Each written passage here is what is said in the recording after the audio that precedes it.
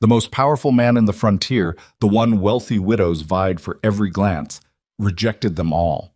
Not out of arrogance, but because he saw what the entire land overlooked: a poor, ridiculed woman, alone, saving a dying stranger on a deadly mountain road.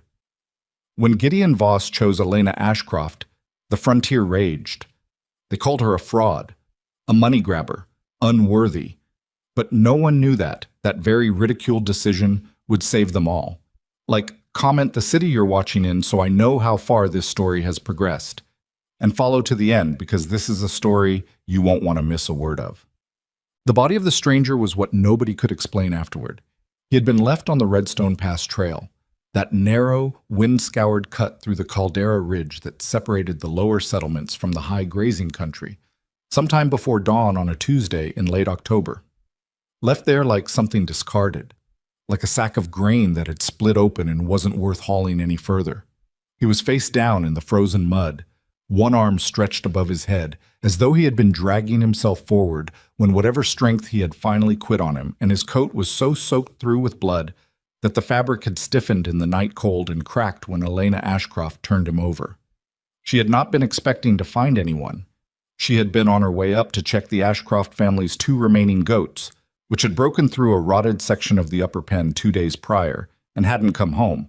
And the Redstone Pass Trail was the long way around, the hard way, the way that sensible people with better options didn't take in late October when the first real cold had already arrived and the ground was treacherous with frost. But Elena's family didn't have better options. They hadn't had better options for going on 3 years. She almost stepped over him in the gray pre-dawn dark. Her boot came down 6 inches from his outstretched hand, and she stopped herself by pure instinct, some animal recognition that the shape on the ground was wrong, that it didn't belong to the landscape the way a fallen branch or a frost-heaved rock would. She crouched down with her lantern held low and looked at his face. He was breathing, barely. She could see the faint vapor rising from his cracked lips, and there was a wound along his left side that had bled heavily and then slowed, which she understood well enough to know was not necessarily good news. She did not know him. She had never seen him before. He was somewhere in his 40s, lean and weathered in the way of men who spent their lives outdoors, with rough hands and a jaw that hadn't seen a razor in at least a week. He wore no identifying marks that she could see in the lamplight, and his horse, if he'd had one, was long gone. Elena sat back on her heels and looked at him for a long moment. Then she looked up the trail toward the high pasture where her goats might or might not still be alive, and then she looked back down at the man, and she made a decision that would cost her weeks of effort and change the entire course of her life without her having any idea that it was doing so. She left the goats. She couldn't move him far by herself. He was bigger than her by a considerable margin, and she was 23 years old and not particularly large. But she managed to get him off the exposed trail and under the shelter of a limestone overhang about 30 yards off the path. And she made him as warm as she could with what she was carrying, and then she went down the mountain at a near run to get help. The help she found was Ned Casper, who ran the trading post at the base of the Redstone Road, and who was deeply reluctant to involve himself in anything that smelled like trouble, and Jobin Marsh, who was Elena's nearest neighbor, and who had a mule and a flatbed sled, and who helped her mostly because he felt sorry for her family, and because his wife told him to. The 3 of them went back up together, and they brought the stranger down, and Elena's mother, who had been a capable woman before her husband's death had ground most of that capability out of her under 3 years of constant exhaustion, cleaned and packed the wound as best she could. The stranger survived. That was not a foregone conclusion in the first 48 hours, and Elena spent most of those hours awake, which she could not really afford to do because there was always work that needed doing, always something the Ashcroft place was running short of. But she stayed awake anyway, and she kept watch, and on the morning of the 3rd day he opened his eyes and looked at her and said, in a voice like gravel shifting at the bottom of a dry creek, "Where am I?" "Our place," Elena said, "below Redstone Pass." He blinked at the ceiling of the Ashcroft cabin, which was low and smoke-darkened and had a crack in the far corner that let in a finger of cold air they'd been meaning to patch for 2 seasons. "How long?" 3 days. He was quiet for a moment. Then he said, "You carry me down?" "Mostly. Ned Casper and Jobin Marsh helped." You find me up there on the trail? Yes. He turned his head and looked at her for a long moment. His eyes were an unremarkable brown, but they had a quality of stillness in them that she found hard to read. Who are you? Elena Ashcroft. He didn't offer his own name right away. He lay there and looked at the cracked ceiling and breathed slowly, as though even the act of breathing required some management. Then he said, You got a father? A husband? No, she said. My father died. I'm not married. He seemed to absorb this without particular surprise. I'm grateful, he said finally. Miss Ashcroft. His name, she learned over the following days, was Calvin Reed. He didn't say much about where he'd come from, or how he'd ended up on the Redstone Pass Trail with a knife wound in his side, and Elena didn't push him on it. She had been raised to understand that there were questions you didn't ask on the frontier, that a man's reasons for being where he was, and in what condition were his own business until he chose to make them otherwise. She fed him when he could eat, changed his bandages when they needed changing, and otherwise left him alone. He was gone within 2 weeks, yes, gone one morning before anyone else in the house was up, which was the way men like Calvin Reed tended to make their exits. He left behind a note written in a careful, deliberate hand that said only, I won't forget this, C.R. He also left behind, on the table beside the note, a small amount of coin that was more money than the Ashcroft household had seen in one place in over a year. Elena's mother cried when she found it. Not pretty crying, the helpless, exhausted kind that comes when you've been holding something back too long and the smallest gesture of grace tips you over. The coin was useful. The memory of Calvin Reed faded quickly, because there were always more immediate things to worry about. What did not fade quickly was the story of Elena Ashcroft hauling a strange wounded man down off Redstone Pass on a sled in late October. Stories like that traveled faster than sense in a frontier territory, and by the time it had made 2 or 3 rounds of the settlements, it had acquired the particular quality that frontier gossip always gave to things it couldn't quite categorize, a faint note of suspicion. Why had she been up on that trail alone? What had she really been doing up there at that hour? Did anyone actually know anything about this Calvin Reed she'd brought home and kept in her house for 2 weeks? Elena was aware of the talk. She had been aware of it her whole life in one form or another.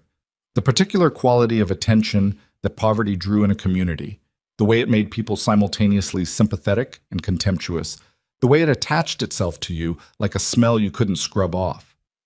The Ashcrofts had not always been poor. Her father had been a decent man who ran a modest but functional operation, and when he died, a horse accident, stupid and sudden and final, the debts he left behind had a way of compounding that no one in the family had fully anticipated. 3 years later, Elena's mother was worn to the bone. Her younger brother Clem was 14 and already trying to do a grown man's work, and Elena herself had learned to be invisible in the way that people without resources sometimes have to be. Quiet, capable, not drawing attention to needs that couldn't be met. So the gossip about Calvin Reed was nothing new, exactly. She filed it away with all the other things she didn't have time to address and went back to work.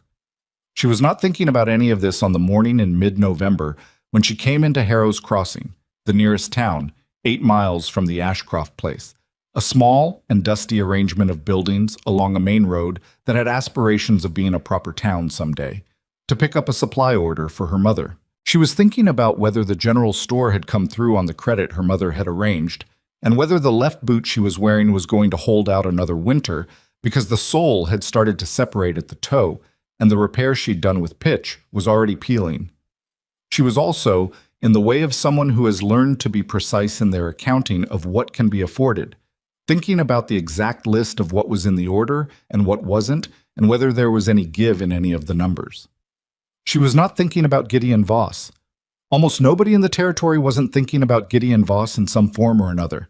He had that particular quality of mass that wealthy, successful men on the frontier sometimes accumulated, not just the physical fact of his holdings, which were considerable, but a kind of gravitational pull that came from years of being the most consequential person in any room he entered. He ran the largest cattle operation within 3 days' ride. He had a reputation for being fair and for being hard, for keeping his word and for being difficult to cross. He was 41 years old and had been a widower for 4 years.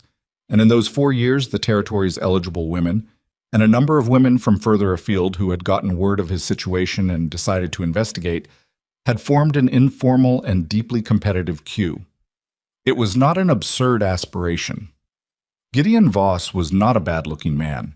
He was broad-shouldered and weathered in the comfortable way of men who have spent their lives in outdoor work without it breaking them, with gray coming in at his temples, and a way of carrying himself that was not arrogant exactly, but was profoundly certain. He was also, this was not entirely separate from the money, but was not reducible to it either, genuinely capable. He knew his land. He knew his cattle. He had built what he had built through a combination of intelligence and an almost stubborn refusal to be intimidated by difficulty. And there were men who disliked him, but very few who didn't respect him. The widows who pursued him had good reasons beyond the purely financial, is what Elena would have said if anyone had asked her, which no one ever did. But she was aware of them the way everyone was. Hester Beaumont, who was 43 and still handsome and had a way of commanding a room. Cordelia Fenn, who was younger and had inherited a respectable amount from her late husband.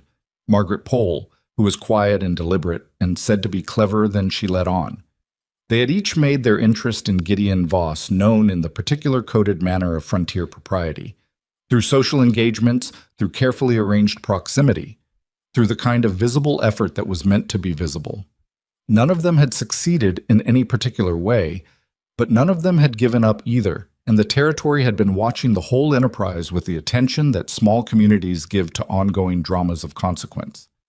Elena, walking into Harrow's Crossing with her list and her cracked boot, was not part of this story, or she hadn't been. She was coming out of the general store with a crate that was heavier than she liked, and moving toward the spot where she'd tied the Ashcroft family's one ancient mule when she misjudged the edge of the boardwalk and stepped off it wrong. And the crate tilted, and she went sideways, managing to keep hold of the crate, but only by going down on one knee in the mud of the street, and the crate banged against her chin on the way down, and the contents shifted. "Hell," she said quietly and without particular drama, because that was the kind of thing Elena Ashcroft said when things went wrong. Not theatrical, not looking around to see if anyone was watching, just an honest acknowledgement of the situation. "Stay still," a man's voice said, very close. She hadn't heard anyone approach. He crouched beside her and had the crate steadied before she'd fully registered his presence. And then he helped it upright and looked at her. Looked at her in a direct, assessing way that wasn't rude, but wasn't casual either. Gideon Voss. She recognized him because everyone in the territory recognized Gideon Voss, the way you recognized a landmark. She had never spoken to him directly. "You're bleeding," he said. She reached up and touched her chin, and her fingers came away with a smear of red. The corner of the crate. "I'm all right," she said, which was true. He looked at her for a moment longer, not at the blood exactly, at her. Then he said, "You're the Ashcroft girl, the one who brought that man down off Redstone Pass." "Yes," she said. She was getting to her feet, which she did without any drama, because she was practical and because there was mud on her knee, and standing was easier for dealing with mud than kneeling. "Calvin Reed," he said. Not a question. "That's what he said his name was." She looked at him steadily. "Did you know him?" Something shifted in his expression. It was brief, barely visible, but Elena had spent years learning to notice small shifts in people's expressions because small shifts often carried important information. "I knew of him," he said, which was not quite an answer. Then, "You carried him down the mountain yourself." "Most of the way," she said. "I had help for the last part. In October." "Yes." He looked at her for another long moment. The street around them was not busy, but it was not empty either, and Elena was aware of the quality of attention that their proximity was drawing. The glances, the slight pauses in other people's movement. "Your mule is that one?" he said, nodding down the street. "Yes." "Let me carry that for you." "I can carry it." "I know you can," he said, which was not what she had expected him to say. Most men in her experience, when they offered to carry something and were refused, either pushed harder or got mildly offended. He just looked at her as though the fact that she could carry it was the least surprising thing he'd heard all day, and stood waiting. "I'd like to anyway." She looked at him for a moment. Then she said, All right. He carried the crate to her mule and she tied it down, and he stood there while she did it without offering to help with that too, which was the right instinct. She had a particular way she secured loads on the old mule's back because the mule had specific and irrational opinions about how things were tied. When she was done, she turned around and found him still watching her. You want to get that scene to?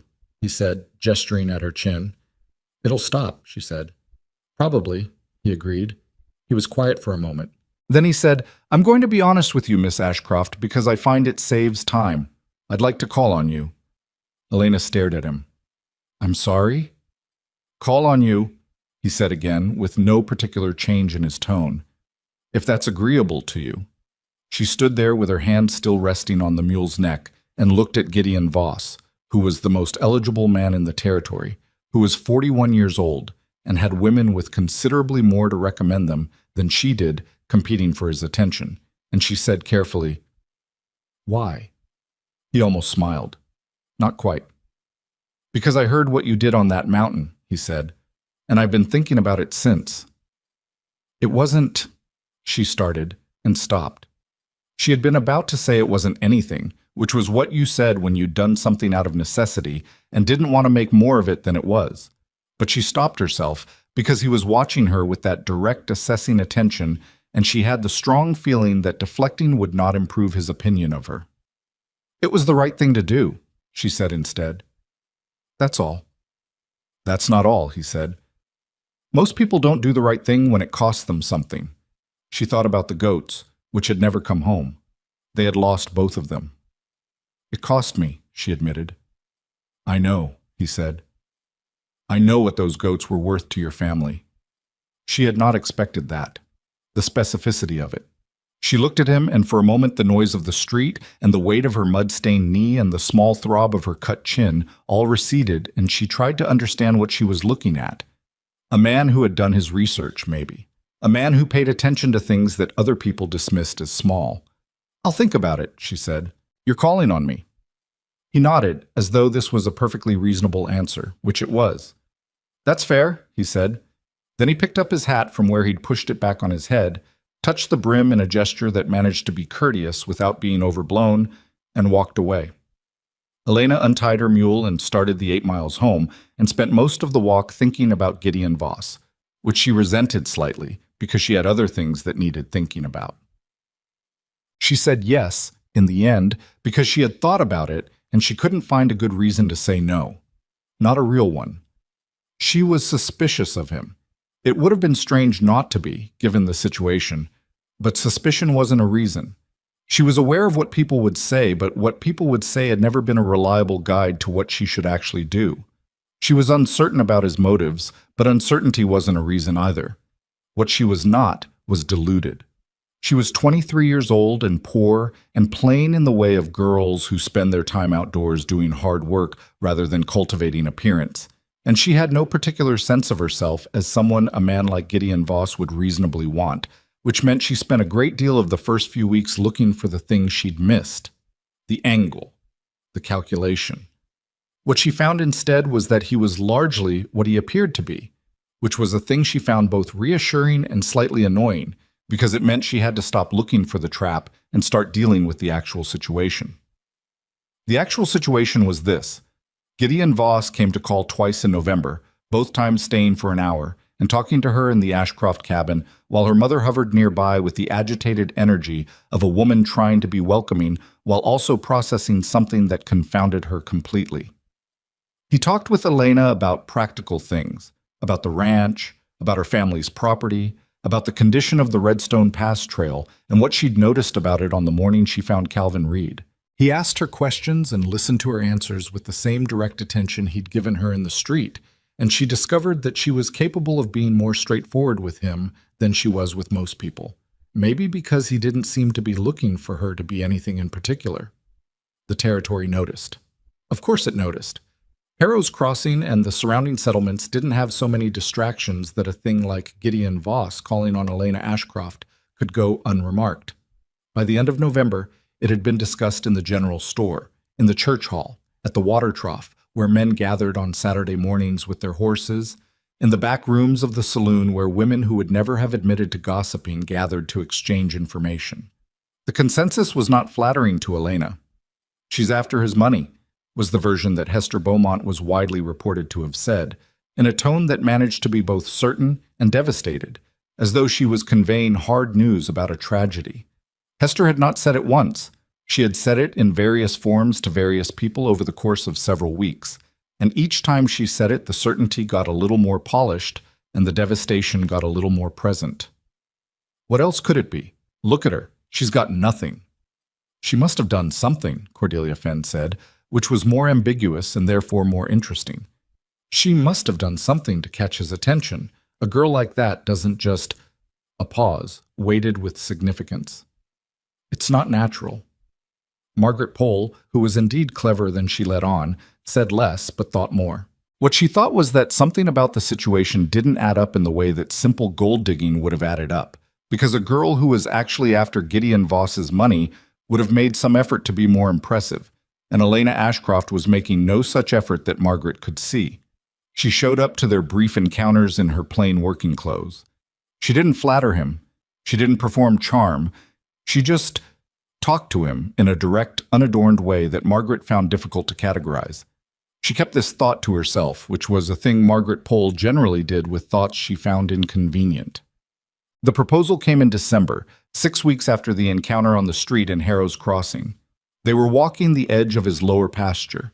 He had invited her out to see the ranch, which she had accepted because she was curious about what he'd built, and which her mother had received with the combined expression of hope and terror that had become her default response to developments in this situation. The day was cold and clear, the kind of winter day on the frontier where the light is very bright and very flat, and everything looks scrubbed clean. Her breath made clouds in the air. He had been showing her how the winter creek fed into the lower pasture and where he'd had to reinforce the banks last year after flooding, and they had somehow moved from that into a longer conversation about drainage and land management that Elena had found herself genuinely interested in, which was maybe why what he said next landed so strangely. "I'd like you to marry me," he said. Not dramatically. With the same matter-of-fact directness he gave to everything. "I want to be clear about why before you say anything." She stopped walking. "All right," she said carefully. He stopped too and looked at her. The sun was behind him, and she had to shade her eyes to see his face. "I'm not looking for someone to fill a house," he said. "I had that, and I was grateful for it, and it's not what I need now. What I need—" He paused in a way that was not theatrical, just honest, the pause of a man choosing words carefully because precision mattered to him. "What I need is someone who's capable, who has good judgment, who won't fall apart when things go hard because things go hard out here. And I need a partner who can hold their end." Elena looked at him for a long moment. "That's a practical case," she said. "It is," he agreed. "I can make a different one if you want. I could tell you that I find you interesting, which I do. I could tell you that the more time I spend in your company, the more I want to spend, which is also true. But I thought you'd want the practical case first." She almost laughed. "Why?" "Because you're practical," he said. "I pay attention to people." She was quiet for a moment, standing in the flat winter light on the edge of his lower pasture, with the cold working its way through her coat. She thought about her mother's exhausted face. She thought about Clem trying to do a man's work at 14. She thought about the goats they'd lost. She thought about the sole of her boot, which had held out so far but would not hold out forever. And then she thought about the way he had looked at her in the street in Harrow's Crossing, when she'd said it was the right thing to do. That particular quality of attention, as though she had said something real in a world full of people saying things that weren't. "You understand," she said slowly, "that people will say I married you for your money." "Yes," he said. "You don't care." "I care about the truth," he said. "I don't much care about what people decide the truth is before they know anything." She looked at the pasture, at the cold creek running along its edge, at the mountains beyond that were blue-gray and immovable in the December light. "I'll need to think about it," she said. "I know," he said. She thought about it for 3 days. She talked to her mother, who was by turns terrified and hopeful and guilty about being hopeful and then exhausted by the whole emotional cycle. She talked to Clem, who was 14 and unsubtle, and said simply, "He seems all right," which was high praise from Clem. On the fourth day, she went to Gideon Voss and said yes. Duh. The wedding was small. Elena had not expected a large wedding and had not wanted one, and Gideon's inclination in that direction matched hers, which was one of the first concrete signs that his assessment of her judgment was not misplaced. It was the middle of December, cold and dry, and the handful of people who came, Ned Casper, Jobin Marsh and his wife, two of Gideon's ranch hands, and their families, were people who were there because they wished them well, and not because they wanted to see something. The people who wanted to see something were not invited and found other ways to make their presence felt. The morning of the wedding, someone left a dead crow on the Ashcroft cabin's front step. It was arranged there neatly, not thrown, which made it worse, the deliberateness of it. Elena found it when she stepped outside at first light. She looked at it for a moment, then picked it up and put it in the trash heap and went back inside. She didn't mention it to anyone. She got dressed in the best thing she owned, which was not much, but she'd let out a seam and pressed it, and it did well enough. Her mother cried, which Elena had expected. Clem stood up very straight and tried to look like he wasn't worried, which Elena also expected. At the ceremony, which was brief and straightforward, she stood next to Gideon Voss and said the words and meant them as best she could, which was all you could really promise anyone. He looked at her when she said her part, and his expression was not the expression of a man who is doing a calculation or performing something. He looked the way he usually looked, direct, certain, present. It helped, more than she would have admitted. They drove back to his ranch in the late afternoon, with the winter sun going down in orange and pale green behind the mountains, and Elena sat beside him on the wagon seat and looked out at the land they were passing through and tried to understand the fact that this was her life now. This ranch, this man, this territory with its cold sky and its long distances and its particular quality of difficulty. "You're quiet," Gideon said. "I'm usually quiet," she said. "I know," he said. "I mean more than usual." She was silent for a moment. Then she said, "I was thinking about all the things I don't know yet." He nodded, looking at the road. "That's reasonable." "About the ranch," she said, "about how things work. I'll need time to learn things." "Yes," he said. "I'm not slow about it," she said. It'll take time." He glanced at her. "I'm not asking you to already know," he said. "If I wanted someone who already knew everything, I'd have hired a manager." A pause. "You'll figure it out. You're good at figuring things out." She looked at him. "How do you know that?" "The creek bank repair," he said. "When I was showing you the lower pasture yesterday, you asked the right questions, not the questions someone asked to seem interested. The questions that tell me you were actually thinking about the problem." Elena turned that over in her mind. The thing about Gideon Voss was that he noticed things and said them plainly, without embellishment, which was something she respected even when it made her uncomfortable. "I was thinking about the problem," she said. "I know," he said. "That's what I mean." They rode in silence for a while. The ranch came into view as they came over the last rise. The main house, solid and practical, built for durability rather than impression. The barns, the long fence lines running out in either direction. The bunkhouse where the hands lived. It was a lot, more than she'd quite processed in her visits. Her new home. "Gideon," she said. "The people who are going to be angry about this." She looked at the approaching buildings. "It's going to be worse than you think." He was quiet for a moment. "Probably," he said. "I want you to know," she said carefully, "that I understand I made this harder for you.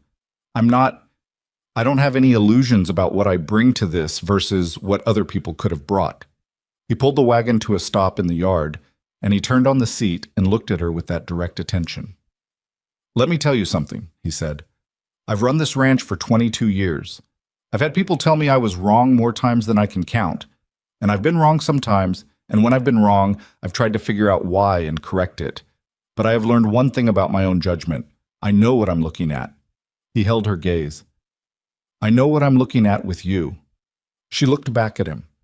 Her chin had a thin scar where the crate had caught it in the street in Harrow's Crossing, barely visible but present.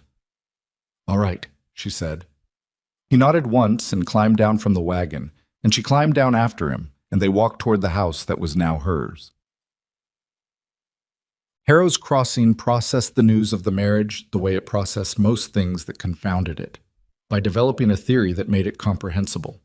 The theory, which hardened into something close to consensus within a week, was that Elena Ashcroft was a cunning and manipulative young woman who had somehow engineered a situation that benefited her at the expense of everyone more deserving. The goat story, the Calvin Reed story, the incident on the street, all of these were recast in the light of this theory as evidence of deliberate scheming rather than ordinary events. Hester Beaumont, who had genuinely believed that Gideon Voss would eventually turn his attention to her and had been quietly devastated when he did not, found that rage was easier to manage than grief and committed to it fully. She stopped referring to Elena Ashcroft by name and began calling her simply that woman, in the way you talked about someone whose acknowledgement you were withdrawing. She also began saying, in various social contexts, that it was a shame what Gideon Voss had been reduced to, as though he were a victim of something rather than a man who had made a deliberate choice. Cordelia Fenn had a harder time maintaining the simpler version of the theory because she was sharp-eyed enough to have noticed things that didn't quite fit. But she wanted the theory to be true, and wanting something to be true was often enough. Margaret Pohl, characteristically, said very little and watched more. What all of them agreed on, in whatever private version of the story they were carrying, was that Elena did not deserve what she had gotten, that the marriage was wrong, somehow, at some level, that it would end badly, or that it should. Elena knew this the way she knew most things about her situation, clearly, without particular bitterness, and with a certain pragmatic understanding that knowing it didn't change it. She had the ranch to learn. She had relationships with the Hands and their families to build. She had the winter to get through, and after the winter, spring, and after spring, all the work that came with it. She had a husband who looked at her like she was real, which was more than she'd expected from her life at 23 years old, and which she was not sure she'd fully learned to take for granted yet. The gossip could wait. It always did. What came first, in those early weeks of the marriage, was the work. Elena threw herself into learning the ranch with the same focused intensity she'd brought to every problem she'd ever had to solve. She was up before the Hands most mornings, which they noticed without comment. She asked Gideon's foreman, a broad, patient Scotsman named Dougie Wren, to explain the operation to her. Not in the polite, sanitized way that men sometimes explain things to women, but actually explain it. The working parts, the problems, the things that went wrong in what seasons and why. Dougie Wren looked at her for a moment the first time she asked, and then said, "Aye, right then," and proceeded to explain it to her in exactly those terms. And she listened carefully and asked questions that told him she was paying attention, and by the end of the first week she had Dougie Wren's provisional respect, which was not a small thing. She also started to understand the geography of the problem. The Voss Ranch did not exist in isolation. No operation on the frontier did. It existed in a web of relationships and dependencies and tensions that had their own history and their own logic. The neighboring ranches, the water rights, the land disputes that had been simmering at low heat for years, the cattle prices that went up and down with forces from far away that nobody local could predict or control. And running underneath all of it, like a cold current you could feel if you paid attention to it, something that she didn't have a name for yet. Unease in the way certain conversations stopped when she entered a room. A particular quality of silence in the stories men told about cattle going missing and tracks that led nowhere. Something that was not quite right in the way people talked about the territory's problems, as though there was an explanation that nobody was actually saying. She thought about it in the small hours of the night when the cold pressed against the walls and Gideon slept beside her with the deep, unhurried stillness of a man who had learned that sleep was a practical necessity rather than a luxury. She filed things in the careful, organized way she had always filed things, not drawing conclusions yet, just noting, cataloging, waiting for the pattern to show itself. The pattern was starting to show. She just didn't know yet what it was going to cost her when she understood it clearly. Outside, the territory moved through its winter. Cattle shifted on the frozen pastures. Snow pressed down on the mountain passes.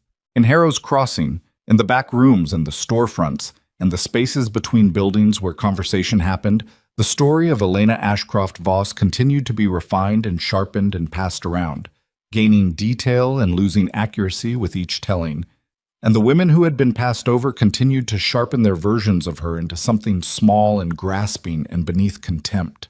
And somewhere on a road she hadn't seen yet, or maybe already passed, Calvin Reed was moving through the territory with a piece of information he was carrying very carefully, not knowing that the woman who had pulled him off a mountain trail and saved his life was the exact person he was eventually going to need. The pattern Elena had been quietly tracking through January began to take a harder shape in February, when the Tillman Ranch lost 40 head of cattle in a single night. Nobody saw anything. That was the part that didn't sit right with her. 40 cattle didn't move quietly. They didn't drift through fence lines without leaving traces that a man who knew what he was looking at couldn't read. But the story that came back to Harrow's Crossing from the Tillman place was that the tracks led south toward the canyon breaks and then simply stopped. Not in the way tracks stopped when ground hardened, but in the way tracks stopped when someone who understood tracking had taken deliberate steps to end them, which meant whoever had done it knew the land and knew what they were doing, and that combination was not the profile of a wandering opportunist. Gideon came back from the Tillman place on a Thursday evening with mud on his boots and a particular set to his jaw that Elena had learned to read as controlled anger. He sat down at the table, and she put coffee in front of him and sat across from him and waited, because she had learned that he talked when he was ready, and pushing didn't accelerate that process. 40 head, he said finally. I heard. Clean operation. He turned the cup in his hands. Whoever did it, they knew the south fence line, knew which section Tillman's men wouldn't be watching at night. Inside information, Elena said. He looked at her. That's the word for it. Who knows the Tillman fence lines that well? That's the question, he said. Half a dozen people, maybe. Ranch hands, past and present, neighbors who've ridden that land assessors. He paused. Horace Greer. Horace Greer was a county land agent, the man responsible for recording deeds, surveying property lines, and managing the paperwork that established who owned what and where the boundaries ran. He was a compact, well-dressed man in his mid-50s who had been in the position for 11 years and who carried himself with the particular authority of someone whose job gave him knowledge that other people needed. Elena had met him twice. The first time he had looked at her in the way that men in official positions sometimes looked at women who had married above their station. Not quite contempt, but a close cousin. The second time he had been more careful about it. You think Greer's involved, she said. Gideon was quiet for a moment. I think Greer knows things he shouldn't know, he said carefully, and I've thought that for a while, but thinking it and being able to do anything about it are two different problems. Elena nodded slowly. She thought about what she'd been noticing over the past weeks. The way certain men moved through Harrow's Crossing with a quality of ease that didn't match the nervousness everyone else was showing about the missing cattle and the raided supply wagons. The way conversations shifted when specific names came up. The way Greer, at the last town gathering, had been the first to propose that the raids were the work of transient outsiders with no local connection, and the way that proposal had been quickly agreed to by men who had reason to want that conclusion to be the official one. She had not said any of this aloud yet, because she wasn't sure enough, and because saying things you weren't sure enough about had consequences she wasn't positioned to absorb. Gideon, she said, the Peller brothers. He looked up from his coffee. The Peller brothers, Cade and Rowan, ran a small spread about 12 miles northeast of the Voss Ranch. They were a rough pair, not well liked, the kind of men who existed in the margins of a community rather than its center. They had a reputation for minor dishonesty and a complete absence of ambition, which had led most people to categorize them as harmless nuisances rather than actual threats. But Elena had seen Cade Peller talking to Horace Greer behind the feed store 3 weeks ago, and something about the quality of that conversation, the closeness of it, the way Greer had looked around before it started, had stayed with her. What about them? Gideon said. His tone was careful. I saw Cade talking to Greer, she said. In January, behind the feed store. A silence. You didn't mention that.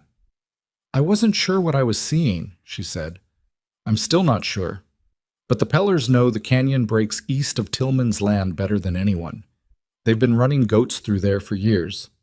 Gideon sat back in his chair, and looked at her in a way that was not skeptical exactly, but was measuring. "That's a serious thing to suggest," he said. "I know," she said. "I'm not suggesting it loudly.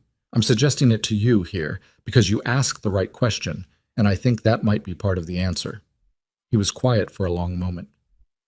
Outside, the wind was doing its February thing against the walls of the house.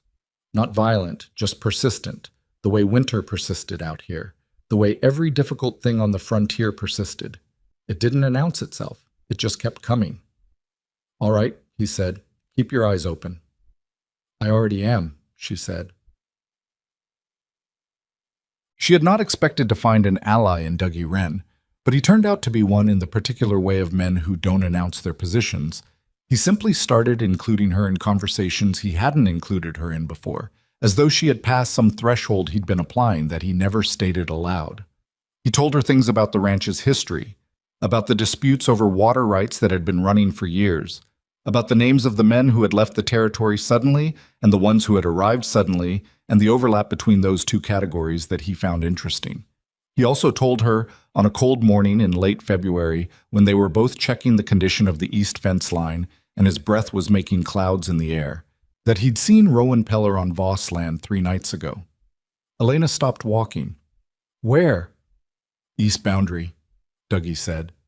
He was looking at the fence line rather than at her, which was how he usually talked about things he considered sensitive. "Near the creek crossing. I was out late. One of the mares had been restless, and I went to check. Saw a man moving along the fence on the other side. Didn't make himself known." A pause. "Took me until the next morning to be sure it was Rowan. I know his horse." "Did you tell Gideon?" "I'm telling you first," Dougie said, which was a thing that surprised her until she thought about it and decided that maybe it shouldn't. "You've got a particular way of putting things together," he said, still looking at the fence. "I've noticed." She looked out across the winter pasture. The creek was frozen along its edges. The mountains beyond were white down to the lower ridges. "He was checking the fence," she said, "looking for the pattern of where the men are at night." "That'd be my read," Dougie said. "Then they're planning something on this property. Or they already know enough and are deciding when." She thought about that, about Greer's maps in the county land office, detailed surveys of every property in the territory, with fence lines and water sources and access routes marked in careful ink, about what those maps would be worth to men who wanted to move cattle quickly and quietly across a landscape they needed to know precisely. About the fact that Horace Greer had access to all of that, had had access to it for 11 years, and about the conversation she'd seen him having with Cade Peller behind the feed store. "Tell Gideon," she said. "Tonight." Dougie nodded, and they went back to checking the fence, and neither of them said anything else about it. But Elena spent the rest of the morning turning pieces over in her mind and trying to find the shape of the whole thing. The social hostility reached a particular peak in early March, at a gathering at the Beaumont place that Elena attended because Gideon thought they should, and because she agreed with him, even though she knew what the evening was likely to cost her. Hester Beaumont's home was the most impressive private residence in the area surrounding Harrow's Crossing, not because it was large exactly, but because every detail of it had been managed with a visible and sustained effort toward refinement. Good furniture, good lamps, the kind of careful domestic arrangement that communicated stability and taste, which were the things that Hester Beaumont had built her identity around, and which were therefore the things she most needed other people to see. Elena was aware, walking in, that every woman in the room had an opinion about her that had been formed before she arrived. She had developed a particular way of handling this, not performing confidence, because performed confidence was easy to read and invited challenge, but something quieter. She walked in and stood next to her husband and said what she meant when she spoke, and did not pretend things were comfortable when they weren't. Cordelia Fenn found her near the refreshment table, which Elena suspected was not accidental. "You've settled in quickly," Cordelia said. She was a good-looking woman with sharp eyes that her pleasant manner couldn't quite soften. "To the Voss place." "There was a lot to learn," Elena said. "Still is, I imagine." A pause that had weight in it. "Gideon must be very patient, teaching you everything." "He doesn't do much of the teaching," Elena said. "I mostly just pay attention and ask questions." Cordelia's expression shifted slightly, the way people's expressions shifted when a conversation didn't go the direction they'd aimed it. Well, she said, that's one approach. It's the only one I've found that works, Elena said, without any edge in her voice. She meant it plainly. Cordelia looked at her for a moment, and something in that look was closer to curiosity than hostility, which was interesting. The harder encounter was with Hester Beaumont herself, who managed to get Elena alone for approximately 4 minutes near the back of the room and used those 4 minutes with the focused efficiency of a woman who had been waiting for the opportunity. I want to say something to you, Hester said. Her voice was perfectly controlled. And I want you to understand that I'm saying it because I think honesty is more respectful than pretending. All right, Elena said. You don't belong here. Hester held her gaze. Not in this house tonight, and not in Gideon Voss's life. I'm not saying that to be cruel. I'm saying it because it's true, and because I think on some level you know it, and I think everyone here knows it, and this situation is going to end badly for everyone involved, including you. Elena looked at her. Hester was a handsome woman, and angry in a way that had been living in her for a while, the kind of anger that had curdled into certainty, which was always harder to deal with than plain anger. I appreciate you being direct, Elena said. I'll be direct back. I married Gideon Voss because I thought it was the right decision, and because he asked me. He asked me knowing everything you know about me, and everything you know about you, and he made the choice he made. I'm not going to apologize for that. Not to you, not to anyone. A silence. Hester's jaw tightened. You sound very sure of yourself, she said, and the way she said it was meant to sound like a fault. I'm sure of the facts, Elena said. The rest of it, I figure out as I go. She walked away from that conversation feeling neither triumphant nor shaken, which was its own kind of useful information about who she was becoming in this new life. She found Gideon across the room talking to a man named Burl Acker, who ran the bank in Harrow's Crossing, and who was another name that had been appearing at the edges of Elena's mental map of things that didn't quite fit. Gideon caught her eye across the room. She gave him a small, precise nod that meant, I'm fine, I'll tell you later, and he accepted this communication without any visible adjustment in what he was doing, which was one of the things she had come to appreciate about him. He was good at receiving information without making a performance of receiving it. The raids escalated in March. 2 supply wagons hit on the Copper Fork Road, a line of fencing on the Devereaux property cut and 30 head driven through it and gone into the canyon breaks. A water diversion on the Marsh property. Jobin Marsh, Elena's old neighbor, who had helped her bring Calvin Reed down the mountain, that had been sabotaged in a way that was going to cost him the use of his east pasture through most of the spring growing season. The sabotage of the Marsh water diversion was what shifted Elena's thinking from pattern recognition into something more urgent. Because Jobin Marsh was not a large operator. He didn't have the kind of holdings that made him a meaningful target for cattle theft. What he had was a specific piece of land along the creek that fed into the lower valley, and the diversion that had been destroyed was the thing that let him use it. Without it, that pasture was essentially worthless for the season, which meant whoever was targeting him wasn't after his cattle. They were after his land, or rather after his ability to hold it, forcing him into a position where the land wasn't productive, where the numbers stopped working, where he might eventually make the decision to sell. She sat with that thought for a long time. Then she went to find Gideon. He was in the barn with Dougie, going over the condition of the horses with the systematic thoroughness he brought to everything, and he looked up when she came in with the particular attention he gave her, when her expression told him she'd figured something out. Land, she said. That's what this is about. He straightened from where he'd been examining a hoof. Tell me. The raids aren't random. Look at the properties that have been hit. She had written them out on a piece of paper the night before, in her careful hand, and she unfolded it now. Tillman's South Pasture, Devereaux's East Range, Jobin Marsh's Creek Diversion. The Copper Fork wagons were coming from the Heller Brothers' place. She held out the paper. Draw a line through those properties on a map. Gideon took the paper and looked at it. Dougie leaned over to look as well.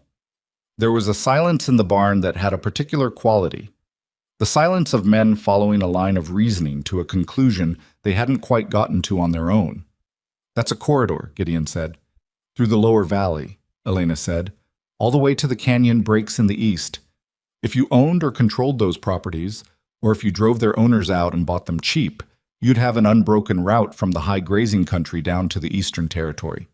You could move cattle, or other things, without crossing any land you didn't control. Dougie said slowly, "Who wants that corridor?" "Someone who already knows exactly where those property lines are," Elena said. "Someone who has maps."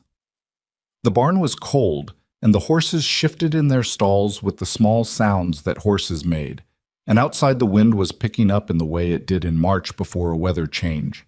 Elena waited. She had put it together as clearly as she could, and now it was Gideon's to do what he wanted with. He folded the paper carefully. "Greer," he said. "I think so," she said. "Not alone. He doesn't have the money to buy those properties even at distressed prices, and he doesn't have the men to run the operation. He's providing information and legal cover. Someone else has the capital and the muscle." "Burl Acker," Gideon said. His voice was flat in the way it got when he'd connected something he'd been suspicious of for a long time. "The bank. If Acker is carrying the debt on some of those properties—" "He is," Gideon said. "Tillman's carrying a note through the Harrows Crossing Bank. The Heller brothers, too." Elena nodded. "Then if those properties fall into default, Acker takes them, legally. Greer manages the paperwork, makes sure the surveys support whatever Acker needs them to support.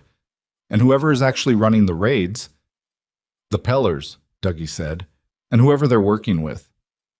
They collect a fee and stay far enough from the legal end that nothing sticks to them." She paused. "It's a clean operation. It's been running for at least 2 years, probably more, and nobody's connected the pieces because everyone's been looking at each raid as its own problem." Gideon was quiet for a long moment. Then he said, "This is enough to start asking questions with. It's not enough to do anything official about." "No," Elena agreed. "We need something documented, something that ties Greer and Acker to the Pellers directly." "That's the hard part," Dougie said. "I know," Elena said. "But there's one other thing." She looked at Gideon. "Calvin Reed." He met her eyes. "What about him?" "You knew of him," she said. "Not just his name. You knew of him specifically.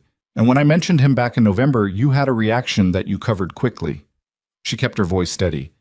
"I think Calvin Reed is connected to this somehow. I think what happened on Redstone Pass, whatever he was doing up there, whatever put that knife wound in his side, I think that's part of this same story." The silence that followed was different from the previous ones. It had more weight to it. Gideon looked at her for a long time. Then he said, "Calvin Reed was a man I hired, about 3 years ago, to look into some irregularities I'd noticed in the county land survey records. Discrepancies between the official records and what I knew the land to actually look like. He was quiet and good at detail work, and he knew how to move through a territory without drawing attention." "He was investigating Greer," Elena said. "Investigating what Greer might be doing," Gideon said. "I didn't have enough to name him.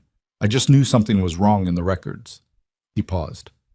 "Reed disappeared about 8 months before you found him on that trail. I thought he was dead." Elena absorbed this. Calvin Reed, with his careful handwriting and his unremarkable brown eyes and his "I won't forget this." "He had something," she said. "When he was on that trail, something he'd found, or something he'd seen. Someone tried to kill him for it. Most likely. And then you married me," she said slowly, following the thread. "Partly because you knew who Calvin Reed was and what it meant that I'd brought him down alive. And you thought—" "I married you," Gideon said, firmly but without heat, "because of what I saw in you on that street in Harrows Crossing. I won't let you revise that." A pause. "But yes, the Reed connection wasn't irrelevant to my thinking about the territory's problems. I'd be lying if I said otherwise." She looked at him. She was not angry. She was processing, which was different. There was a quality in what he'd told her that felt like respect, actually. The respect of honesty when honesty was complicated. He could have not told her. He'd chosen to tell her because she'd asked the right question and because he'd apparently decided that she was owed the full shape of things. "All right," she said. "Then we need to find Calvin Reed." "If he's still alive," Dougie said. He's alive, Elena said. She was not sure exactly why she felt that certainty, but she felt it. The note he'd left, the careful handwriting, the coin on the table. A man like that, who had been deliberate enough to survive a knife wound in October on a mountain trail, did not give up easily. He went somewhere to recover and regroup. He's waiting until he can move safely. She looked at Gideon. And he has something documented, something that connects the pieces. If we can get to him before whoever tried to kill him figures out he's still alive, Gideon said. Yes, Elena said. That's the problem. Outside, the weather was turning. She could hear it in the way the barn structure shifted, the way the horses picked up their heads and flared their nostrils, a front moving in from the northwest, probably bringing snow, and the temperature was going to drop before morning. She thought about Calvin Reed on the Redstone Pass Trail in October, face down in the freezing mud, breathing in shallow pulls. She thought about the fact that she'd gone up that trail looking for goats and found a man instead and made a decision in the cold pre-dawn dark that she couldn't have explained fully at the time, not even to herself. Sometimes you just did the thing that was in front of you to do. And sometimes it turned out that the thing in front of you was bigger than it looked. She folded her hands together against the cold and said, Then we start looking, quietly. No one outside this barn. She looked at Dougie, then at Gideon. And we keep watching Greer and Acker, write down everything, dates, observations, what we see and when. If we can't move officially yet, we build the record so that when we can move, it's solid. Dougie nodded without any drama. He had that quality, the capacity to receive significant information and simply incorporate it into what needed to be done. Gideon looked at her for a moment, and in the look was something she was still learning to read, a kind of quiet satisfaction, not triumphant but settled, like a man who had made a bet on the right horse and was watching it run. All right, he said. They walked back to the house through the rising wind, and Elena kept her hands in her coat pockets and her eyes on the ground in front of her, and thought about corridors through a landscape and men in back rooms and a winter trail on a mountain where everything had apparently started, or at least where she had started, which was not quite the same thing, but was close enough for now. The snow began that night, heavy and serious. By morning, the territory was white and quiet, and somewhere in the silence of it, in the canyon breaks or the far settlements or on some road Elena couldn't see from where she stood, whatever was building was continuing to build, and the people who had been running it were looking at a landscape they thought they understood, and not yet knowing that the woman they'd dismissed as nothing had already started drawing the lines that would undo them. Calvin Reed came back on a Thursday in April, which was not how Elena had imagined it happening. She had imagined it would be something deliberate, a message sent through careful channels, a meeting arranged with the kind of precision that men like Reed applied to everything they did.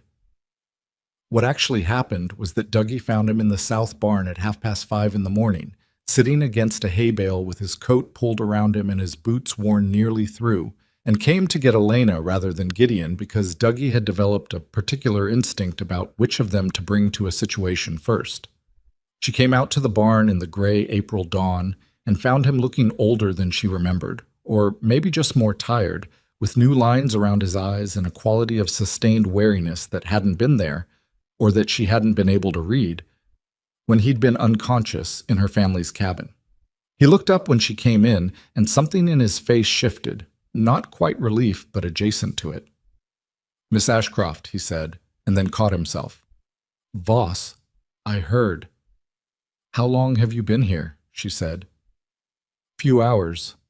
He shifted against the hay bale, and she could see from the way he moved that something was still not right on his left side.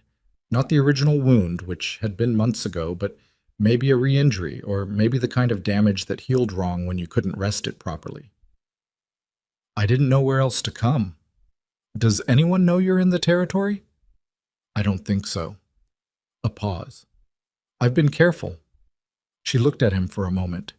He was hungry. That was clear from the way his eyes moved to the bucket near the door that sometimes held apples for the horses, a reflex he probably didn't notice. "Come inside," she said. "I'll get you something to eat and you can tell us what you have." He hesitated. "Who's us?" "Gideon and Dougie, that's all." He thought about this, and she could see him running some internal calculation about trust and risk, and whether those two categories overlapped enough to justify the exposure. All right, he said. They brought him into the kitchen and she fed him eggs and bread and cold beef, which he ate with the focused attention of a man who had been managing hunger for a while.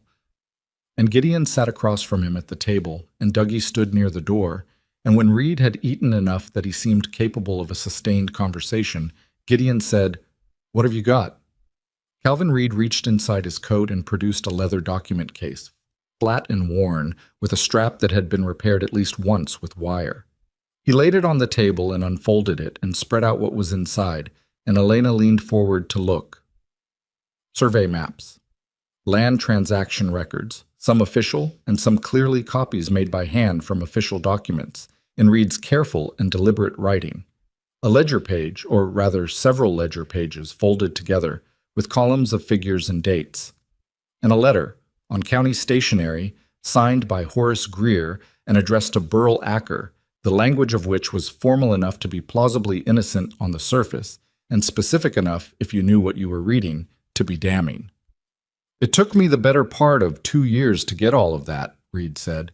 He was watching them look at it with the expression of a man watching other people handle something he'd paid considerably for. "The letter almost got me killed. That's what happened on the Redstone Pass trail. I'd gotten a copy of it out of Greer's office, and Cade Peller followed me from Harrow's Crossing, caught me about 2 miles up the pass." "He left you for dead," Elena said. "He thought I was dead. I wasn't quite." Reed looked at his hands on the table. "If you hadn't found me when you did, I would have been by morning." The room was quiet for a moment. Gideon was going through the ledger pages with the careful attention he gave to anything numerical, and Elena could see from the way his expression was settling that what he was reading confirmed what she had laid out in the barn in March. The corridor, the targeted properties, the systematic pressure designed to drive owners into default. "These figures," Gideon said, "are they Acker's?" "Cross-reference between Greer's land assessments and the bank's loan records," Reed said, "not the official records. The ones Acker keeps separately." He paused. "I worked for a bank once, a long time ago. I know where men like Acker keep the numbers they don't want found." "Who else is named in here?" Elena said. She was looking at the letter again, at Greer's signature, which was careful and official, and at a name in the body of the letter that she'd missed on first reading. "Venable," she said. Reed nodded. "Silas Venable. He's the money behind the whole operation. Acker and Greer are the mechanism. Venable is the reason. He's been buying up land in the Eastern Territory for 3 years, and what he's building toward is a consolidated holding large enough to control the primary cattle routes from the high grazing country to the territory railhead." Elena thought about what that meant in practical terms. The leverage it would give one man over every operation in the territory that needed to move cattle any distance.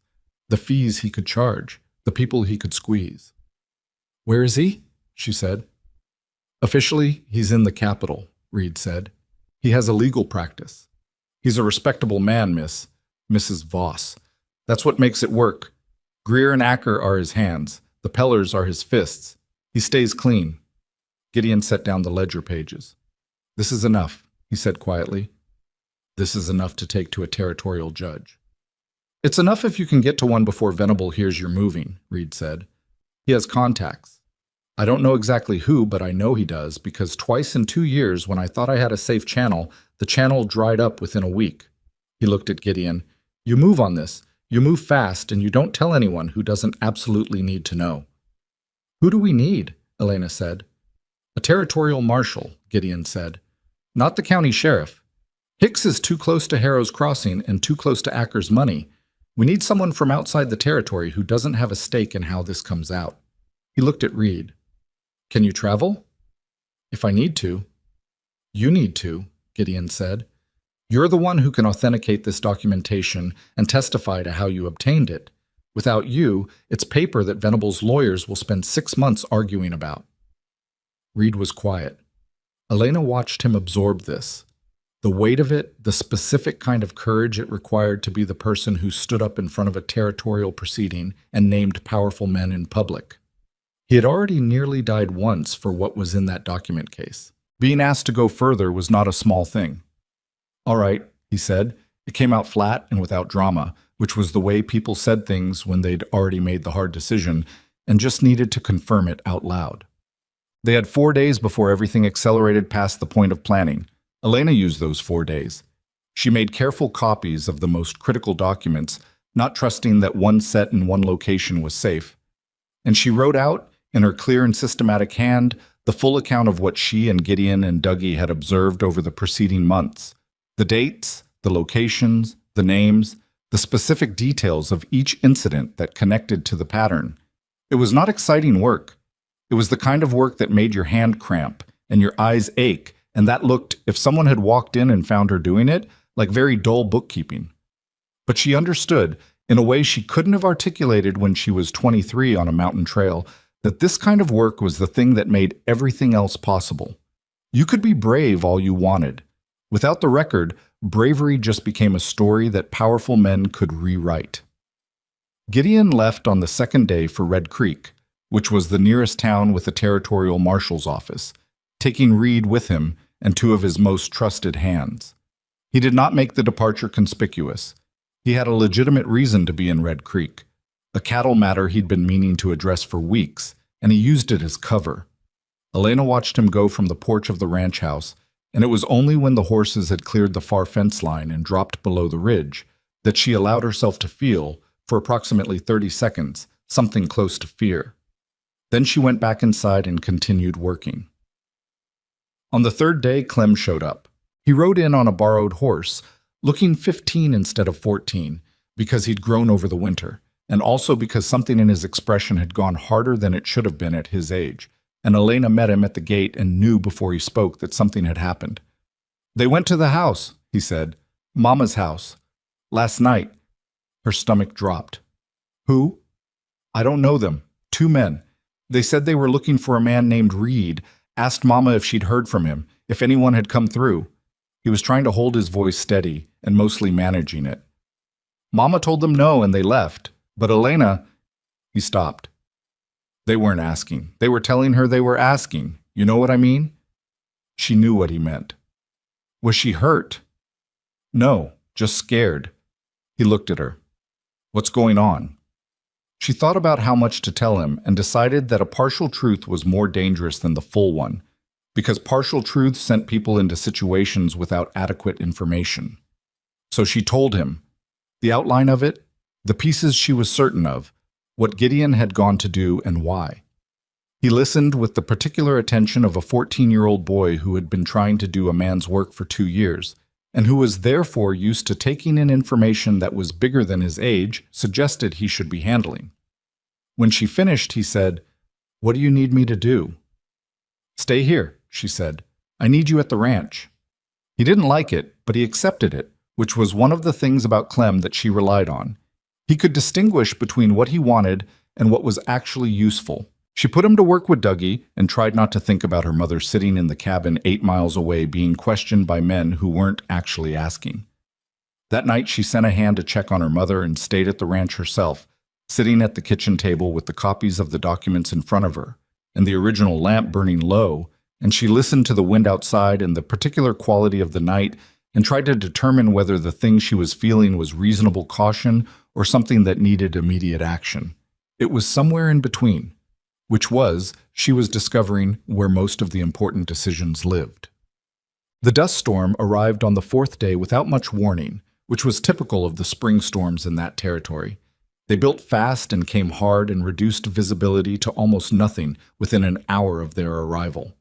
By noon, the sky had gone the color of rust, and the air had a gritty, abrasive quality, and the temperature had dropped 15 degrees in the time it took Elena to walk from the house to the barn. She was helping Dougie get the horses settled when Jobin Marsh rode in. He came in hard, which immediately told her something was wrong, because Jobin Marsh was not a man who rode hard without reason. He pulled his horse up in the yard with the animal blowing and covered in dust, and he climbed down with the stiff urgency of someone who had pushed himself faster than was comfortable. "They're moving," he said. He was talking to Elena because she was the one in the yard. "The Pellers and a crew, 8 men, maybe 10. They're coming up the south road. I saw them from the ridge above my property. They've got torches." Elena's mind ran fast and cold, the way it sometimes did when the situation left no room for anything slower. Gideon was in Red Creek. Dougie had 4 hands available at the ranch. Jobin had come alone, which meant he hadn't stopped to gather anyone. They had maybe 40 minutes, probably less. "Dougie," she called into the barn. He appeared in the doorway. 10 men coming up the south road, armed." He looked at her for 2 seconds. "How long?" 40 minutes, maybe 30. He turned back into the barn and started moving, calling to the hands, his voice not loud but carrying. Elena was already thinking about the ranch's layout, the approaches, the sight lines, the places where a small group of defenders could hold and the places where they couldn't. She had walked this land for months now, in all seasons and all weathers, because she was the kind of person who paid attention to the physical facts of where she was. She knew the south approach better than she would have liked to right now, because she knew its problems. Open ground. Too much of it. "Jobin," she said. He was still standing in the yard, catching his breath. "How many families on the road between here and where you saw them?" He thought. Devereaux, the Waller widow, the Tillman hands in that line cabin on the south pasture. 3 locations. People who would be in the path of 10 armed men with torches if those men decided to demonstrate what happened to people who didn't cooperate with what they wanted. She made a decision, and she made it in about 4 seconds, which was roughly how long she had. "I'm going to go get them," she said. "Bring them here." Dougie had come back out of the barn. He looked at her. "You can't go out in that storm alone." "I know this road," she said, "and I know the canyon shortcut that comes out behind the Devereaux place. If I cut through Peller's Canyon, that's Peller land. Peller's not going to be there," she said. "He's going to be on the south road with his crew." She was already moving toward the stable. "I can get to the Devereaux place and the Waller widows and the line cabin and get everyone back here before the crew reaches the ranch if I move now. But I need you to hold them. Buy time. Don't fight if you can help it. Keep them talking. Keep them outside. Make them believe Gideon's here." "Gideon's not here," Dougie said. "I know," she said, "but they don't know that yet." She saddled her horse in the dark of the storm, with her fingers working fast on the buckles, and she was aware that this was not a good plan in any conventional sense. It was the best available option among options that were all bad, which was a different thing and required a different kind of confidence. Not the confidence that comes from certainty, but the confidence that comes from having looked at the alternatives and decided that moving was better than staying. Clem materialized beside her in the stable. "I'm coming," he said. "No." "Elena." "Clem." She turned and looked at him. He was taller than she'd noticed him being recently, with their father's jaw and their mother's stubbornness, and he looked at her with the full weight of a boy who had been trying to be useful for 2 years and was tired of being told to wait. "I need you here. Dougie needs every person who can hold a position. That's what I need from you right now. Can you do that?" A silence. He wanted to argue, and he didn't. "Yes," he said. She rode out into the storm. The canyon road was brutal. The dust was thick enough that she had to pull her scarf up over her face and navigate more by memory and the feel of the ground under her horse's feet than by sight. The shortcut through Peller's Canyon was a narrow cut she had discovered on one of her early survey rides of the surrounding land.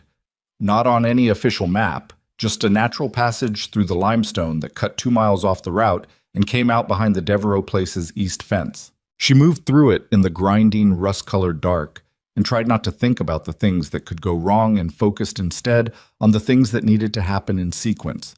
Devereaux, then the Waller widow, then the line cabin. Get everyone moving.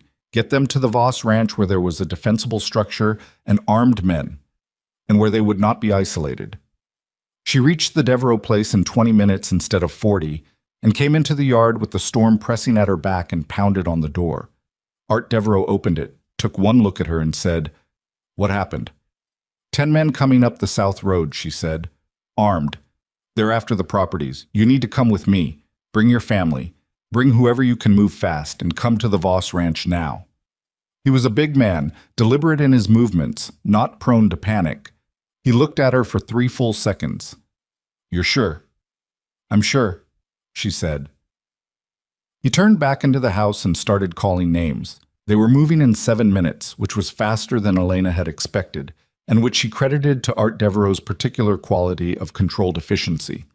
His wife and two children, a hired hand who had been eating supper, all of them on horses or in the small wagon, moving.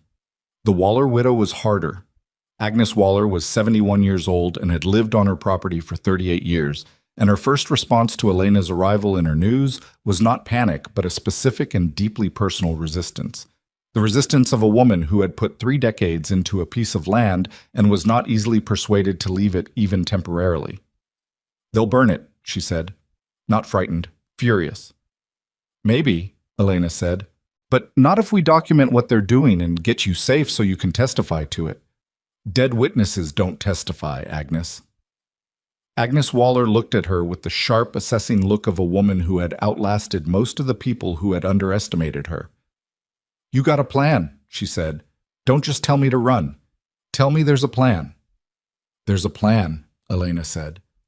"Gideon's gone for a marshal. We have documentation. What we need is you alive and able to confirm what you've seen and what they've done to your property." A pause. Agnes looked at the storm, then back at Elena. "All right," she said, "but I'm bringing my strongbox." "Bring whatever you can carry." The line cabin was the fastest stop. 3 hands who were young enough to be more angry than scared, who saddled up with the grim focused speed of men who understood that the situation called for action and were relieved to have a direction. Elena sent them ahead to the Voss Ranch with Agnes Waller's wagon and doubled back to make sure no one had been left behind. She was about a quarter-mile from the Devereaux property on her return sweep when she saw, through the murk of the storm, a shape on the ground near the east fence line. She almost didn't stop. Every instinct was telling her to move, to get back to the ranch. That time was the thing she had least of. But the shape was wrong. And she had learned, on a mountain trail in October, in the cold pre-dawn dark, that you looked at the wrong shapes before you decided whether to leave them.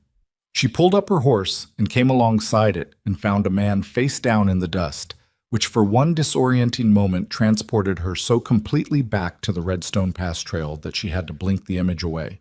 It was not Calvin Reed. It was a young man she didn't recognize, a ranch hand from somewhere, from his clothes, and he had taken a blow to the head that had put him down and left him bleeding from a gash above his ear. Not dead, not far from it if he stayed out in the storm. She could not carry him and move fast. She could not leave him either. She got him over the front of her saddle in a way that was undignified and exhausting, and that her horse registered its considerable objection to, and she rode back toward the Voss Ranch slower than she'd been moving and was still a full mile out when she heard the first sounds of the confrontation at the ranch. Not gunshots, not yet, but voices raised over the wind and the particular crack of a torch against something wooden. She came in from the north, the side they wouldn't be watching, and she came in low and fast with the unconscious man across her saddle. And she came through the back gate of the ranch yard and pulled up beside the equipment barn and took in the situation in the first 10 seconds. Dougie had them in a standoff at the main gate. He was standing in the gate opening with Clem on one side and 2 of the hands on the other, and on the far side of the gate were 9 men on horses, she counted quickly, with Cade Peller at the front of them and 2 torches burning in the storm. Cade Peller was talking, or rather demanding, in the way that men who had decided the situation was already concluded talked, not negotiating, but announcing. He wanted access to the property. He had a paper, he said, that gave him legal right to assess the structures. He said it with the calm of a man who believed the paper was real, and that the men behind him were enough to make anything real. Dougie was not moving. He had a rifle in the crook of his arm, not raised, and he was talking back in his flat Scottish voice in a way that was somehow simultaneously civil and immovable. Clem was standing very straight beside him, the way he had stood at Elena's wedding, and she felt something clench in her chest that she didn't have time for right now. She left the unconscious hand inside the equipment barn with the door propped open. She came around the side of the main barn, staying in the dark, and she moved along the fence line until she was close enough to the back of the group at the gate to hear individual words. She was looking for something specific, looking for the canyon break in the fence line that she had documented 2 months ago, and that Gideon had ordered repaired and that the hands had not yet gotten to because of the winter. She found it 40 feet along the south fence, a section where 2 rails had rotted through and been propped rather than replaced, leaning against their posts at angles that looked solid until you tested them. Beyond that fence section, and running south and west from it, was the old supply tunnel system. Not properly a tunnel, more a series of connected culverts and natural passages through the limestone that the original builders of the ranch had used to run water lines and that had been abandoned when better infrastructure was put in. Elena had found them in February on one of her property walks and had spent an afternoon mapping them because they interested her in the particular way that functional, overlooked things always interested her. She went through the broken fence section. She moved through the dark and the dust storm south along the outside of the fence until she reached the first tunnel entrance, which was half hidden by an overgrown stand of scrub brush, and she went down into it. The tunnels were black and low and smelled of limestone and old water. She moved through them from memory. She'd walked them twice, and that was enough for her, counting turns and feeling the grate of the floor and listening above her to the muffled sounds of the world overhead. She moved fast, bent nearly double in the lower sections, and she came up through the second exit, which emerged in the creek bed 30 yards east of the Peller crew's position. She was behind them now. She came out of the creek bed in the dark and the storm, and she moved along the east side of their position, and she found what she was looking for in the second horse in the line, the saddlebag that Cade Peller's second man was carrying, which was sitting open, and from which the edge of a paper, multiple papers, was visible. The legal documents. The paper Cade Peller had cited at the gate. The fabricated assessments and the transfer orders that Greer had prepared, that were meant to give legal cover to whatever Peller did tonight. She took them. She moved back into the dark before anyone's eye adjusted enough to register her presence. The storm was doing her a favor. The dust reduced visibility to 20 feet on a good night, and right now it was worse than that. She went back through the creek bed and back into the tunnels and came up inside the ranch fence line, and she was standing in the ranch yard with Peller's documents in her hand when she heard Cade Peller's voice shift from demanding to something harder. "Last time I'm asking," Peller said. "Open this gate or we open it ourselves." Dougie said very calmly, "You don't have the legal paper you came with. You sure you want to make a forced entry without it?" A silence. Elena could hear the specific quality of that silence, even from where she was standing. "What do you mean I don't have it?" "Your man's saddlebag is open," Dougie said. "Storm must have taken it. Terrible luck." Another silence, longer this time, and Elena could almost feel Cade Peller working through the problem. The missing documents, the witnesses now gathered inside the ranch, the fact that without the legal cover, the next step became an unambiguous criminal act rather than a pseudo-official action. She had counted on that. Men like Peller were dangerous because they had backing, and the backing relied on the legal machinery staying intact. Without the paper, the machinery was exposed for what it was. "We'll be back," Peller said.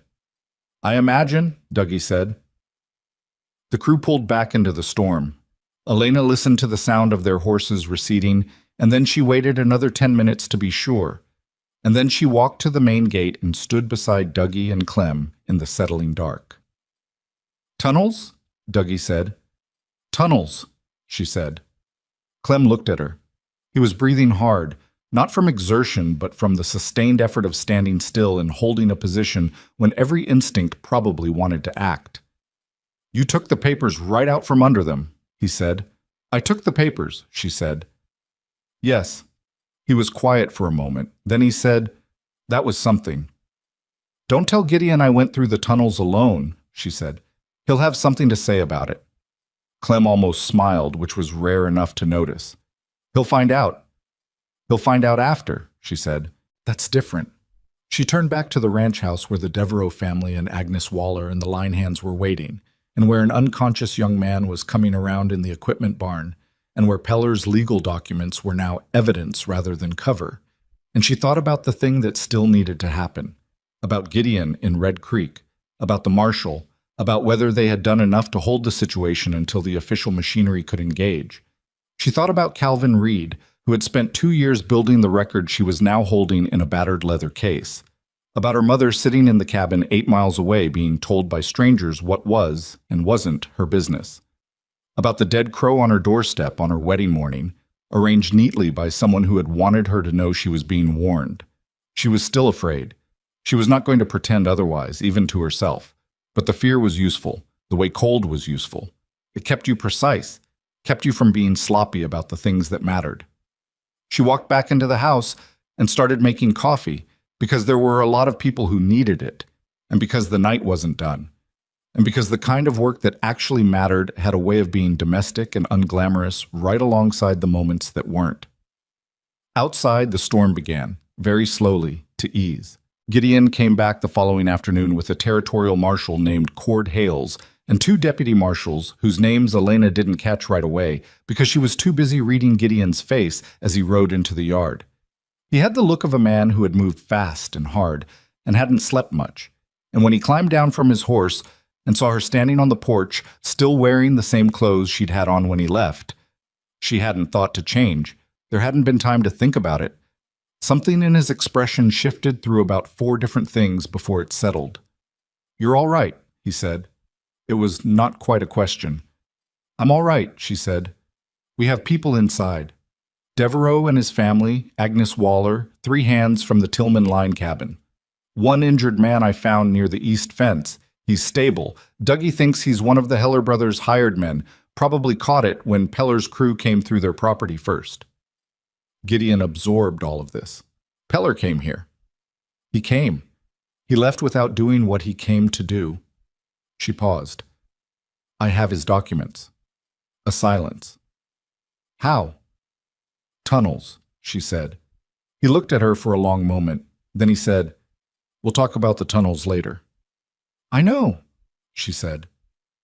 Marshal Cord Hales was a lean, deliberate man, somewhere in his mid-50s, with a face that had been weathered into an expression of permanent mild skepticism, the look of someone who had spent a career listening to people explain themselves and had developed strong opinions about the gap between what people said and what was actually true. He shook Elena's hand when Gideon introduced them. Not the perfunctory half gesture that men sometimes offered women as a courtesy, but a real handshake, the kind that meant he was paying attention. "Your husband tells me you've been keeping records," he said. "Since February," she said. "Dates, locations, observations, and we have Calvin Reed's documentation from his 2 years of investigation, and the papers I took from Peller's man last night." Hales looked at Gideon. "She's been doing this since February." "Since before that, really," Gideon said. "She put the land corridor together in January." Hales looked back at Elena with an expression that she couldn't fully categorize. Not surprise exactly, more like the slight adjustment a man made when the thing in front of him was somewhat different from what he'd been expecting. "I'd like to see everything," he said. "All of it, in order." They spent 3 hours at the kitchen table, which was the longest Elena had sat still in 2 days. She walked Hales through the documentation in the sequence she'd organized it. Reed's foundational material first, then her own observational record, then the land corridor analysis, then the Peller incident documents. She was precise and unsentimental about it, presenting it the way she had assembled it, without editorial commentary except where the connection between pieces wasn't obvious and needed to be explained. Hales asked questions throughout, sharp and specific, the questions of a man who already understood the shape of corruption and was looking to see whether the evidence matched the shape. Calvin Reed sat across the table and answered questions about his own documentation with the same flat precision he seemed to bring to everything. He looked better than he had 2 days ago. Sleep and food had restored something in him, but he still had that quality of sustained wariness, the look of a man who had been careful for so long that careful had become the default setting. At one point, Hales picked up the Greer letter, the one addressed to Acker, on county stationery, with the language that was plausibly deniable on its surface, and read it twice. Then he set it down and said, "Venable." "Silas Venable," Reed confirmed. "I know that name," Hales said, and the way he said it was not the way of someone recalling a neutral acquaintance. There was something harder underneath it. "He has a legal practice in the capital," Elena said. "He does," Hales said. "He also has a reputation in certain circles for being involved in land consolidation operations that always seem to stay just far enough from the legal line that nothing sticks." He looked at the letter again. "Until now, apparently." "It's the letter," Reed said. "He was careless with Greer, or Greer was careless on his own. I'm not sure which. But that letter puts Venable's specific instructions into Greer's hands on a date that corresponds with the beginning of the Tillman raid pattern. That's the connection that makes the rest of it hold. Hales was quiet for a moment. Elena watched him thinking, and she had the sense of a man who was running a parallel calculation, not about the evidence, which he seemed satisfied with, but about the logistics of what came next and the particular difficulties of moving against men who had positioned themselves to look clean. "I'll need Greer first," he said finally. "Greer will talk. Men like Greer always talk when they understand the alternative." He looked at Gideon. "Acker I can take at the bank with a warrant. The territorial court will issue one on the basis of this documentation. I'm confident of that. The Pellers are simpler. They're the direct perpetrators, and we have witnesses." "Venable is the problem," Gideon said. "Venable is always the problem," Hales agreed without particular emotion. "But Venable built this on the assumption that the local pieces would never be connected, that nobody would do the work of putting it together." He glanced at Elena, brief but deliberate. "That assumption turned out to be wrong." They moved on Harrow's Crossing the next morning. Elena did not go with them. It was not her place to go with them, and she understood that. And she used the time to make sure the people sheltering at the ranch were fed and that the injured hand, whose name turned out to be Petey Colum and who was 22 and mortified by the whole situation, was well enough to know what was happening around him. He'd regained full consciousness overnight and was sitting up by morning, wincing when he moved his head but coherent. "You brought me in," he said when Elena checked on him. "From the fence." "You were in the way," she said, which was not exactly true but was easier than explaining the alternative. He looked at her with the slightly dazed quality of a young man adjusting to a world that had turned out to be more complicated than he'd understood. "Mrs. Voss," he said, "I want you to know the Heller brothers. They didn't have anything to do with Peller's operation. They were targets, same as Tillman, same as Devereaux." "I know," she said. "Marshal Hales knows too." He seemed to find this relieving. She heard what happened in Harrow's Crossing in pieces over the rest of the day, as people returned with different segments of the story. Dougie came back first, at midday, and told her that Greer had been taken at the land office before he'd had time to do anything with the documents he'd apparently been preparing to falsify. Survey amendments that would have complicated the existing evidence if they'd made it into the official record. The look on Greer's face, Dougie said, when Hales walked in with the warrant and laid Reed's documentation on his desk, was the look of a man whose careful construction had just come apart all at once. "Did he talk?" Elena said. "Started talking before they got the manacles on him," Dougie said. "From what I heard, he was trying to make arrangements before they were even out the door." Acker had been harder, but not braver, just more accustomed to controlling situations, and it had taken a moment for him to understand that this was not a situation he could control. His bank was closed, pending examination of its records. 2 deputy marshals were going through the books. The loans he had been using as instruments to force defaults on the targeted properties were now evidence rather than leverage, which transformed their meaning entirely.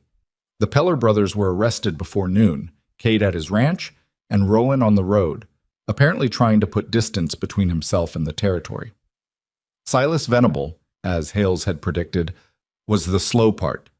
He was in the capital, behind a wall of legal standing and professional reputation and the kind of connections that took time to work around. But Greer's testimony, which was apparently extensive and detailed and delivered with the desperate thoroughness of a man trying to minimize his own consequences, was enough for the territorial court to issue a warrant that would survive the challenge Venable's lawyers would inevitably mount. Gideon brought this news back in the late afternoon, riding into the ranch yard with the particular tiredness of a man who has been holding himself to a high standard of controlled behavior for many hours and is ready to stop. He sat at the kitchen table, and Elena put coffee in front of him and sat across from him, and the kitchen was quiet in the way it was sometimes quiet when the Devereaux family and Agnes Waller and the Hands were elsewhere in the house, and it was just the two of them. "Hales thinks Venable will deal," Gideon said, "rather than face the full proceeding. The capital connections cut both ways. He can't afford the public exposure. He'll give up Greer and Acker and the Pellers to protect himself," Elena said. "Probably. And walk away with reduced charges." "Probably," Gideon said again. He looked at his coffee. "That's how it goes with men like that. The law gets what it can get." Elena was quiet for a moment. She had known, in some practical part of herself, that the outcome was unlikely to be clean, that the people at the bottom of the operation would face harder consequences than the man at the top who had kept his hands visible and his instructions deniable until a single carelessly specific letter gave him away. Knowing it didn't make it easy, exactly, but it made it possible to accept without the acceptance feeling like defeat. The properties, she said, the ones that were being targeted. Hales is recommending a stay on all pending foreclosure actions through the bank until the examination is complete, Gideon said. Tillman's note, the Heller brothers, the ones Acker was planning to call in. He paused. It'll take months to sort out what's legitimate debt and what was manufactured, but nobody's losing their land in the meantime. Jobin Marsh's water diversion, she said. I talked to Jobin, Gideon said. We'll put a crew on it. Get it repaired before spring planting needs it. He looked up at her. I should have done that weeks ago. You had other things you were dealing with, she said. So did you, he said. You dealt with them. She looked back at him. The late afternoon light was coming in at a low angle through the kitchen window, the specific gold of April in that territory, and it made everything in the room look very clear and very present. She had been awake for most of 2 days. She was tired in a way that went below the ordinary kind of tired, the kind that sleep would address, but that would take more than one night. Gideon, she said, Calvin Reed. I know, he said. I owe him more than I've said. He risked his life for that documentation, she said. Twice, really. Once when he was gathering it, and once when he came back to use it. I know, Gideon said again, and the way he said it was heavy with something that she thought was probably guilt, the particular guilt of a man who had sent someone into danger and then lost track of what had happened to them. I'll make it right with him, whatever he needs. She nodded. That was enough. It was the kind of conversation where saying more would have been less. Cordelia knew Silas Venables slightly, it turned out, from a social context in the capital where she had family, and what she knew of him fit exactly the profile that Reed's documentation had established. She offered to write a letter to a contact in the territorial government, not about Venable directly, but about the legitimacy of the marshal's investigation, a letter that might help counter any pressure Venable's lawyers tried to exert on the process. You don't have to do that, Elena said. I know, Cordelia said. I want to. A pause. I want to be useful for something real for a change. After Cordelia left, Elena stood on the porch for a while and looked at the spring landscape, greener than it had been even 2 weeks ago. The mountains still capped with snow, but the lower elevations showing the first real color of the season. The territory looked different to her than it had in November when she'd ridden back from Gideon's lower pasture after saying yes to his proposal, although she couldn't have said precisely what was different. Herself probably was the honest answer. The land was the same. She was less new to it. Gideon found her there, coming from the direction of the barn where he'd been talking with Dougie about the spring cattle work, and he stood beside her without saying anything for a moment in the way he sometimes did, comfortable with silence in a way that had taken her time to understand was a form of company rather than its absence. Cordelia Fenn was here, she said. I saw her ride out, he said. How was it? Better than I expected, she said. She apologized. He was quiet. That's more than most people manage. It is, Elena agreed. She also offered to write a letter to someone in the capital about the investigation.